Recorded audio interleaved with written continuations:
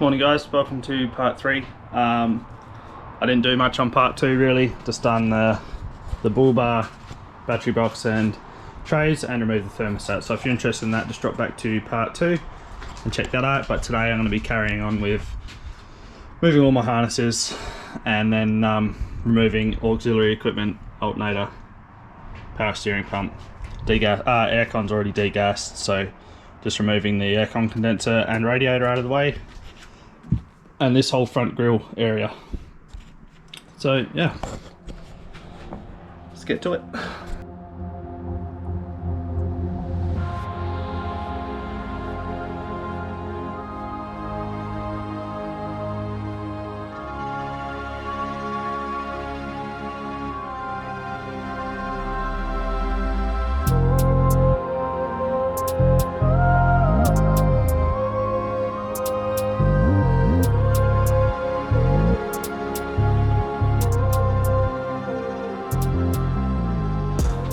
Alright, so engine harness is removed.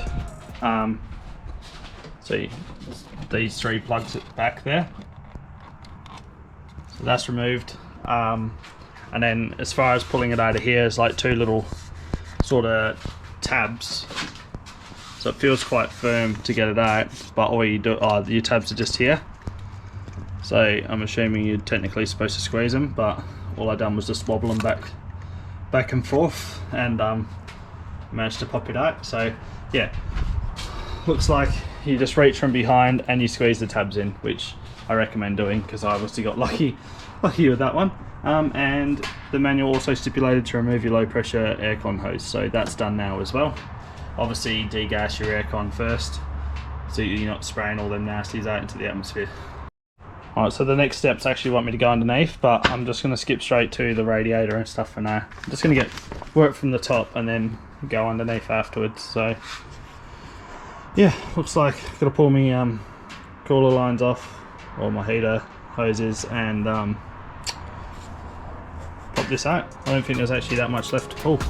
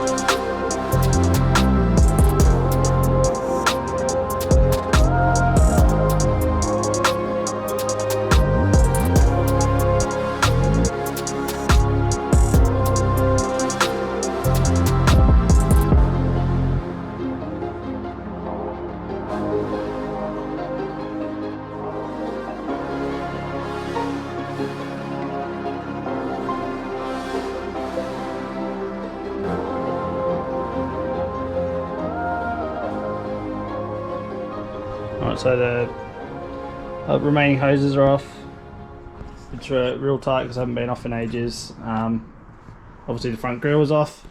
There's not much to it. Once you get your headlights off, you just got your horn harness, which for me comes from the right hand side across to the left, and you got 8 mounting bolts for it, so it's not too bad. Oh, and your bonnet latch. So you disconnect your bonnet latch from in here. So it's just 2 little prongs and you pop it open. And then once you pop it open, you just slide the cable out and leave the bonnet latch all attached with that grille. And then Dad's here doing his pants up. But just so you guys know, Dad's got a D3 as well. It's a bit of a mall crawler at the moment. Mum drives it around. She's claimed it. So it used to have a roof rack and all that on, but turned it into Mum's car now, haven't you? Mum's car now, yeah. It's all about the little furry things in the windscreen. Yeah.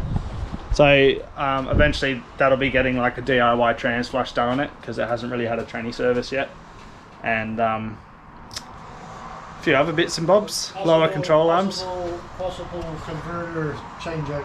Oh yeah, maybe a torque converter change out. Which I suppose after my engine change out, that's going to be a bit of a walk in the park. So yeah, just going to get on with this radiator now.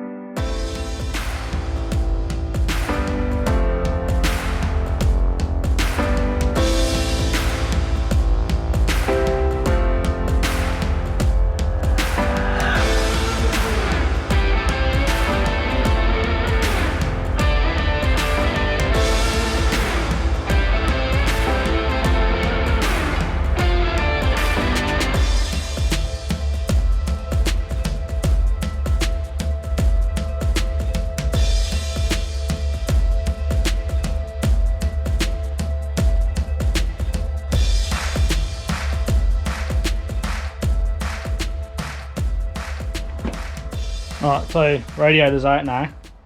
It's pretty easy to get out. You just got like for your plastic here, you just got a screw on the side. I'm doing terrible camera work. You got a screw on the side here, and then you got your one mounting bolt there, 13mm, and then same on this side, and your wind deflector there. And that's the easy part done anyway. Right, so I'm going to leave up top for now and do what the procedure says, which is remove both wheels and upper control arms, and then start removing like the turbo mounting brackets and alternators and all the fun stuff. The alternator's actually really easy to get off.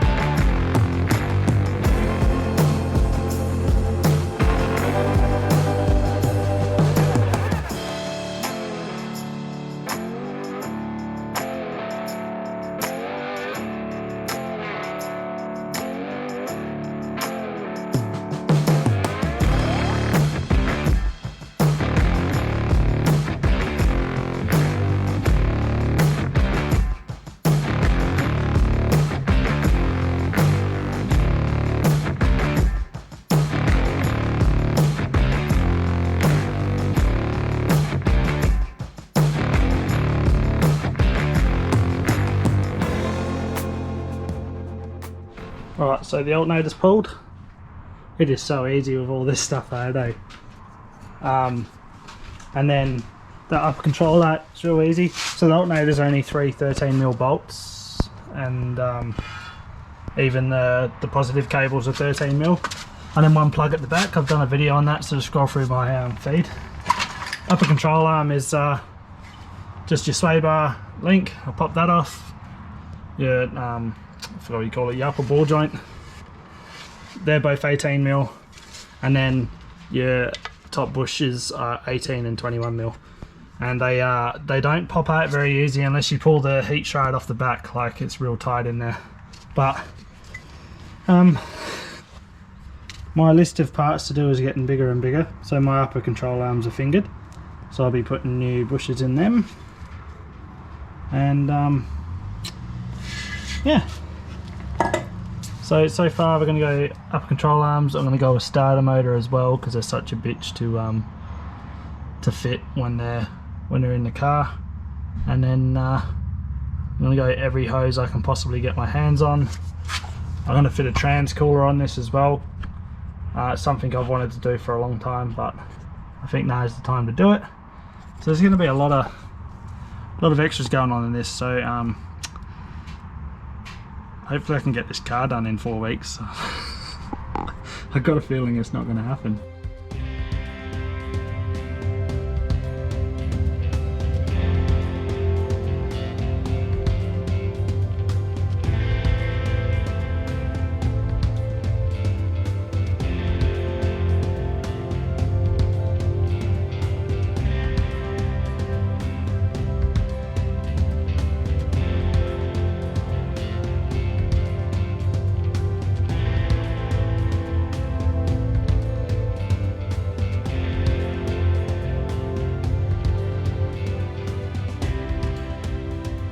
Alright, so that's the left hand side exhaust covers and heat shields and all that off, and upper control arm.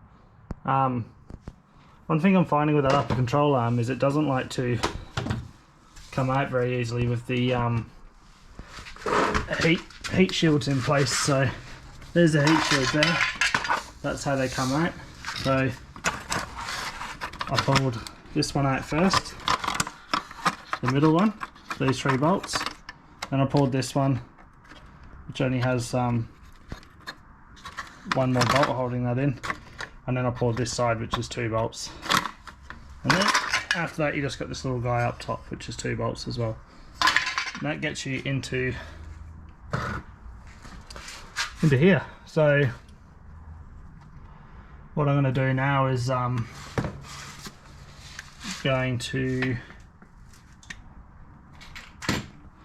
just going to spray some WD-40 on the exhaust dump pipe, on the turbo dump pipe bolts. Just let them sit, and I'm going to go start attacking stuff on the other side. And hopefully tomorrow when I try and crack them off, they're not too bad. We'll see what happens.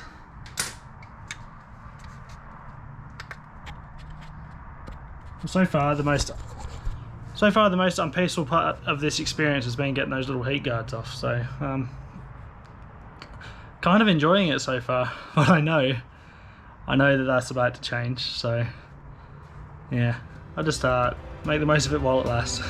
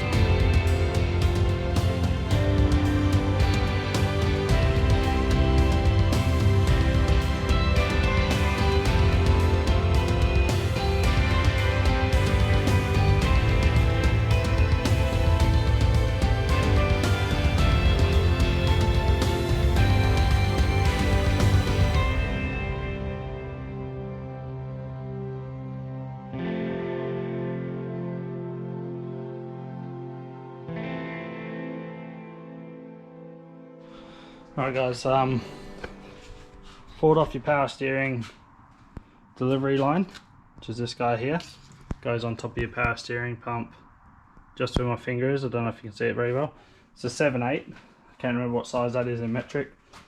And I'm just in the process of getting these out, which is like an absolute nightmare. Oh, I had to pull that guard off as well. That's just a bunch of these plastic clips, and then down the bottom you have 2 screws, and you've got another screw underneath, as well as one up the front as well. But apart from that, it's just all plastic clips to get that off. But as you can see, I've got the hoses off, but then I can't move them because it hits on just about every other thing in the engine bay. So I've got to go now anyway because I've got a mate's birthday dinner, so I'm going to head to that, and we'll start fresh again tomorrow.